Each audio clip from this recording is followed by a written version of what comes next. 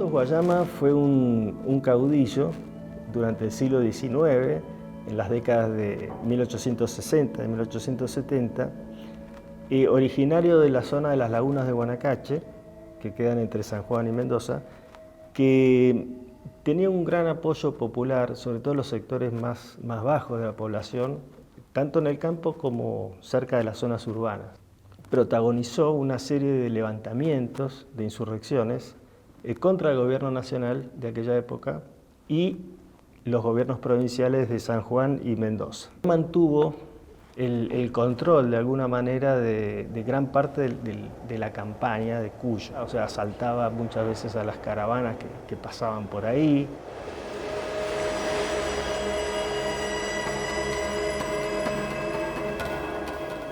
Guayama era, como algunos de estos caudillos en general lo eran, era muy hábil con las armas, sobre todo con el cuchillo, que era el arma principal que usaba la gente en esa época, y la lanza más que el arma de fuego.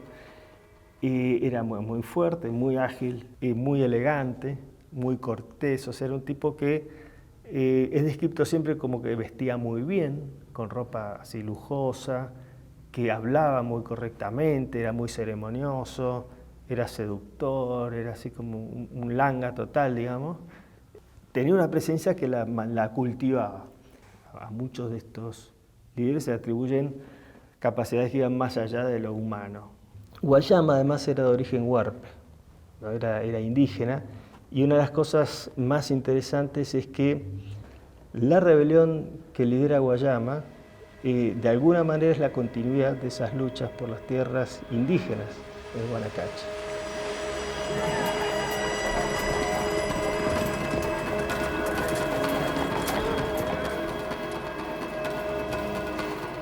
Guayama es uno de los últimos, si no el último, líder de un levantamiento federal militar.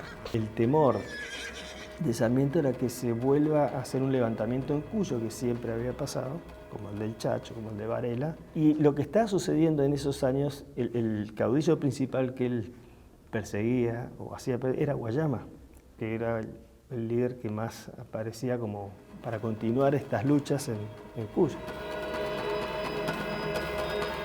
Durante años a Guayama lo perseguían el gobierno de San Juan, el de Mendoza, el gobierno nacional, incluso con fuerzas militares nacionales, no solo de las policías de las provincias. El tipo desaparecía, incluso por periodos como de un año o dos, y después aparecía a veces con un asalto en una ruta, o tomando, por ejemplo, tomó la aduana de Uspallata en aquella época. El comercio con Chile era muy importante. Los robos o las cosas que él obtenía, en general las redistribuía entre la gente del campo, ¿no? Sobre todo en las zonas, en épocas de mucha crisis. Por ejemplo, hay muchos relatos que el tipo robaba comida, por ejemplo, a las caravanas o lo que sea, y les daba a los puesteros, o dinero encima. Entonces, por eso, a estos personajes el pueblo los ayudaba.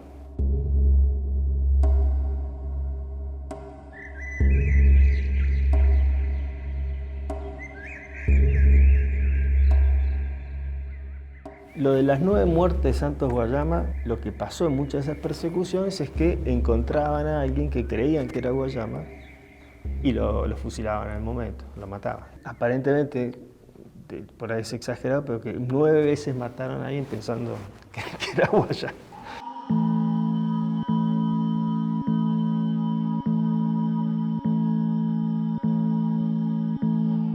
Ya en 1878,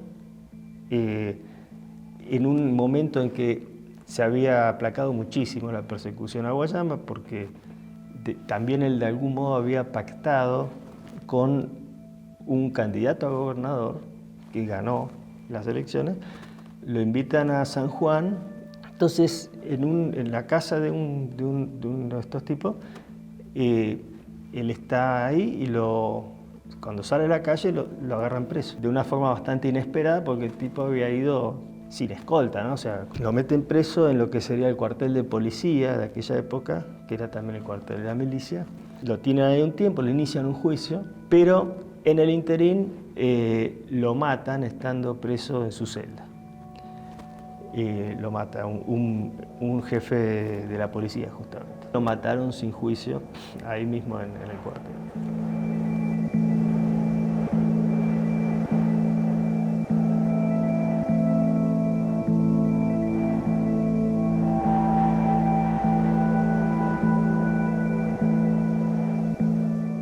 Después que lo matan a Guayama, hay una represión muy grande en la zona de las lagunas. Aprovechan terratenientes, policía sanjuanina, en perseguir a todos los seguidores de Guayama y a todo aquel que tuviera apellido indígena. Entonces, si bien los apellidos indígenas en las lagunas ya habían venido españolizándose en muchos casos, en este momento mucho más, muchos se cambian el apellido, y el apellido Guayama específicamente se lo cambian por otros apellidos españoles.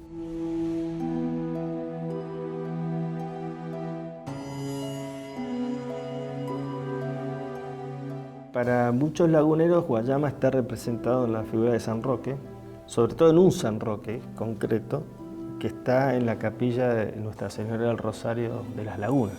Y este San Roque es venerado secretamente, ahora no tanto, pero antes sí, en secreto, como Guayama. O sea, era una forma de, cuando sacaban en procesión, estaban venerando la figura de Guayama.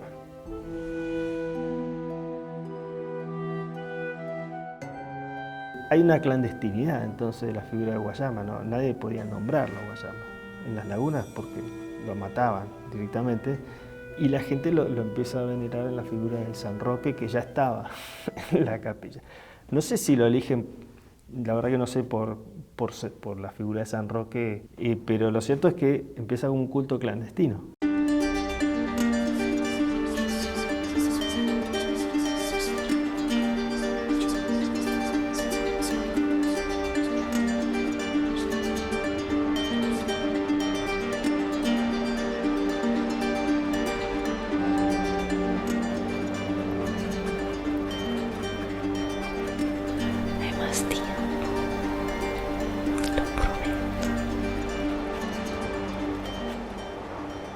No está claro cuándo empezó la veneración, pero yo por lo menos he encontrado datos desde 1920, por ahí, de ya relatos sobre Guayama como venerándolo de alguna manera.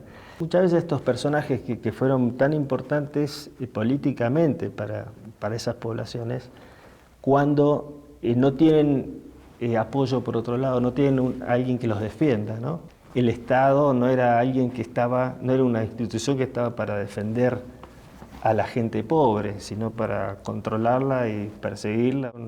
Con los líderes que ellos seguían había una relación de muchísima lealtad y muy mistificada, ¿no?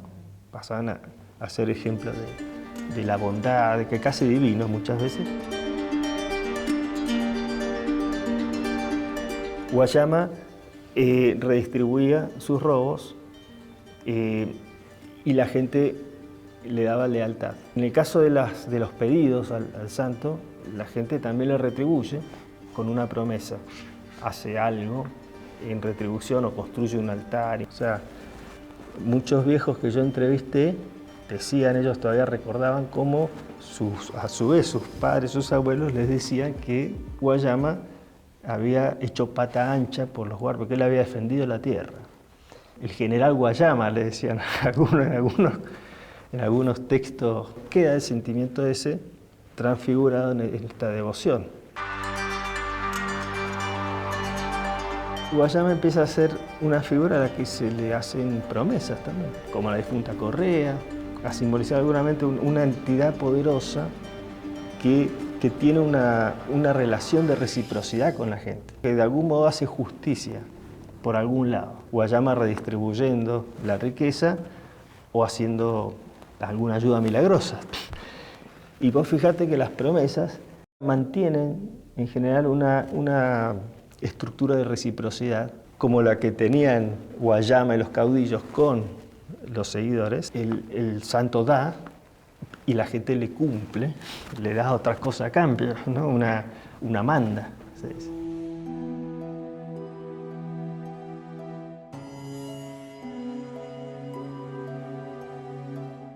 La economía cuyana estaba ligada sobre todo al tráfico de ganado en pie que traían de las zonas de la pampa húmeda y después lo pasaban a Chile a través de la cordillera. En esas travesías larguísimas, muchas veces se les perdía parte de los animales y las promesas que le hacen es que les haga aparecer animales perdidos.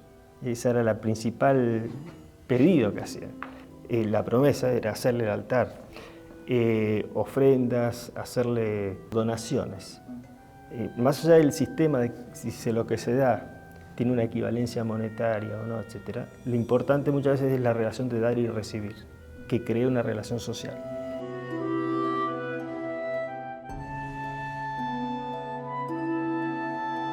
Muchas veces estos santos representan un tipo de relaciones que rompen con la autoridad eclesiástica y con otras formas de autoridad, que representan un carril de solución de pedidos, de demandas, de aspiraciones que no pueden ser resueltas por los canales oficiales que hay. Entonces, por eso muchas veces son figuras que a veces han sido perseguidas por la justicia y en general son de sectores sociales bajos. Tienen algo de oscuridad también, o sea que no han sido perfectos, sino que por ahí se redimen después con sus acciones, pero han obrado mal antes. Entonces, también estos santos son mucho más humanos, si se quiere, ¿no?